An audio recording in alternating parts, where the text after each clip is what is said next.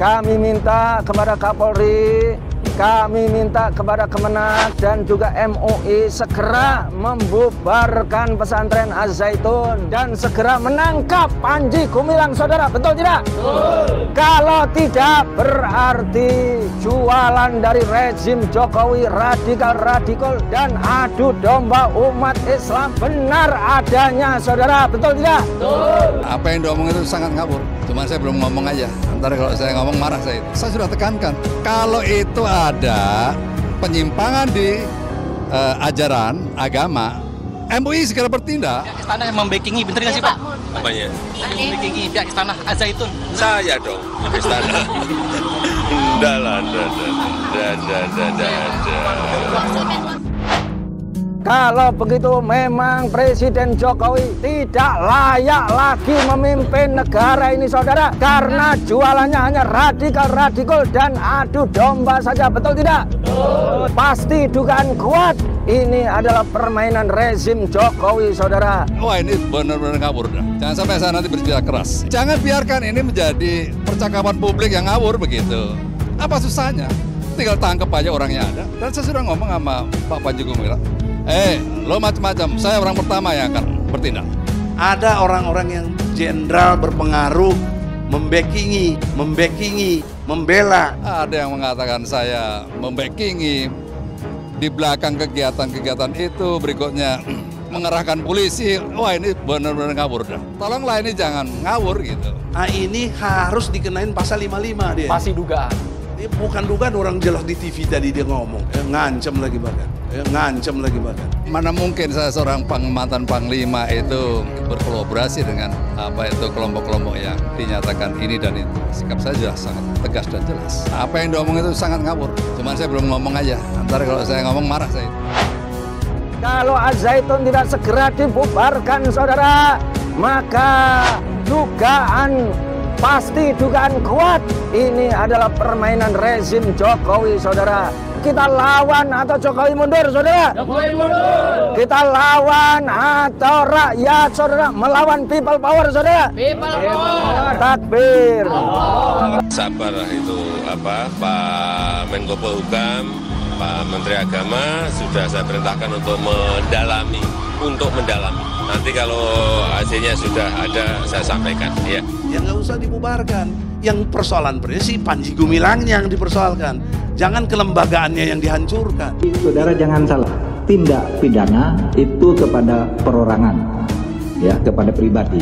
Ini belum sangkaan ya, baru dugaan. Baru sesudah duga diklarifikasi, baru sangkaan. Sesudah sangkaan, baru dakwaan. Sesudah dakwaan, tuntutan. Sesudah tuntutan, onesan gitu. Jadi ini masih panjang.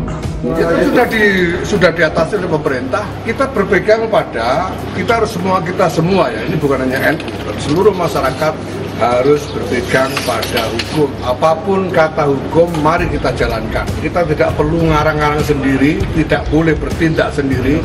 Semua harus dilaksanakan berdasarkan hukum. Dan sudah ada hukum yang mengatur itu. Kita sudah semua menjejal. Misalnya kalau Pak Panji Gumilang itu di dalam temuan kami punya 254 rekening, 256 rekening bank yang sekarang masih aktif. Lalu Al-Zaitunnya sendiri ada 30 sekian. Gitu. Kita semua sudah jejak itu dari instrumen yang kita miliki untuk mengetahui itu dan perputarannya. Gitu.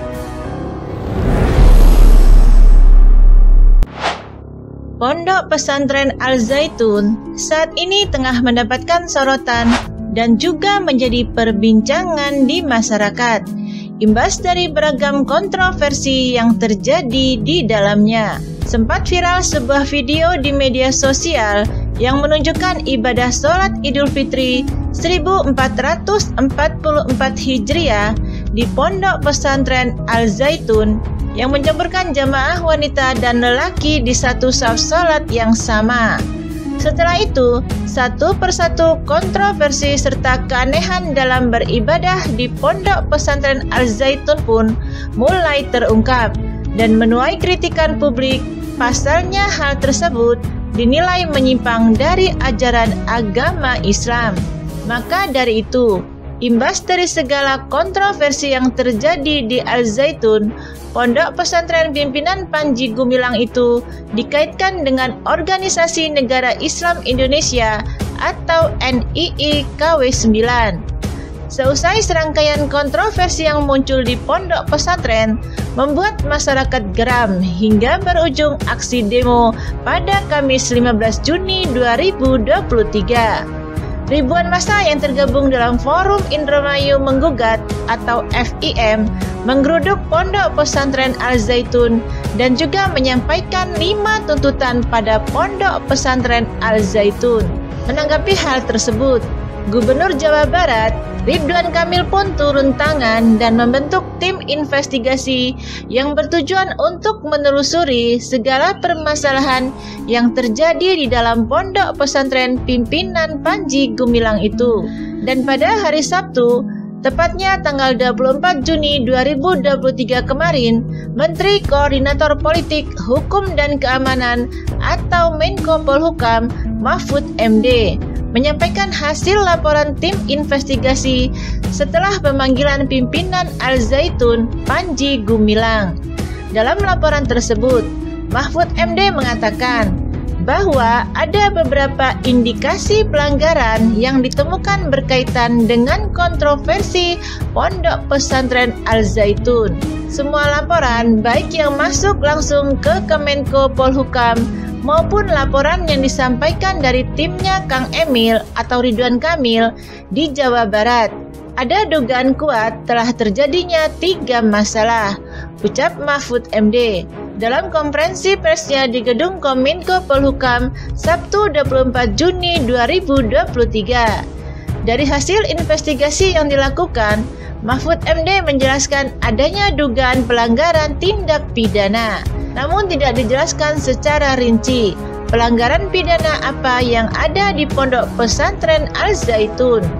Kedua, yakni pemberian sanksi penataan administrasi kepada Yayasan Pendidikan Islam atau YPI yang memiliki pesantren dan lembaga pendidikan berjenjang sampai tingkat perguruan tinggi.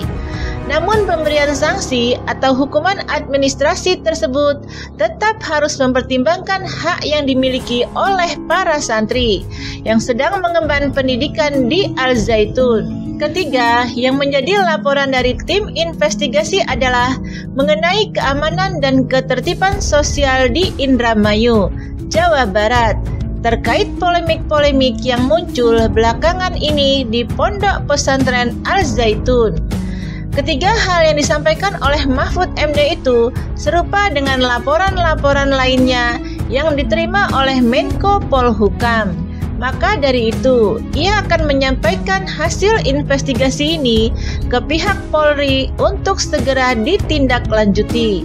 Mahfud MD juga menegaskan bahwa Polri akan menindaklanjuti dugaan tindak pidana tersebut karena dari semua laporan yang diterima, dugaan pelanggaran pidananya sudah sangat jelas dan unsur-unsurnya sudah ada.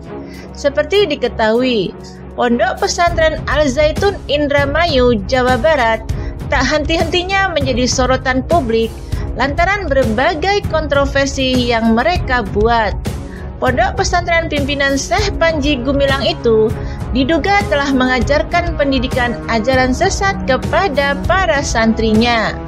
Dugaan Al Zaitun memberikan ajaran sesat kepada ribuan santrinya itu bermula dari terungkapnya ada praktek janggal yang dilakukan di lembaga pendidikan agama tersebut. Nah, berikut kontroversi yang sempat dilakukan oleh Pondok Pesantren Al Zaitun. Diduga Al Zaitun menarik iuran paksa dengan dalih infak dan pihak Pondok Pesantren memakai surat At-Taubah ayat 103. Infak tersebut ditarifkan dengan nominal 12 miliar rupiah untuk yang tinggal di desa maju dan 5 miliar rupiah untuk desa tertinggal. Jika tidak dapat membayar, pihak Al Zaitun menawarkan cara lain untuk melunasi infak dengan menjual anak kandung sampai menjual diri. Gara-gara hal inilah banyak orang tua yang depresi sampai gila karena tidak lagi bisa bertemu dengan anaknya. Pondok Pesantren Al-Zaitun juga disebut-sebut mengubah ketentuan ibadah haji dan melempar jumroh. Mereka mengatakan bahwa menunaikan ibadah haji bisa dilaksanakan di Al-Zaitun. Ibadah haji dapat dilakukan dengan cara mengelilingi pesantren seluas 1.200 hektar itu dengan memakai mobil. Selain itu, pimpinan Pondok Pesantren Al-Zaitun juga mengubah syahadat dari tiada Tuhan selain Allah menjadi tidak ada negara selain negara Islam.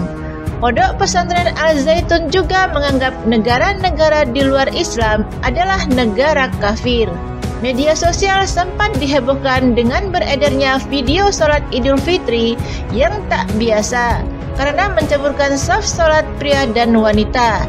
Wanita bahkan berada di saf paling depan dan safnya juga terlihat begitu berjarak dengan meletakkan kursi di sampingnya.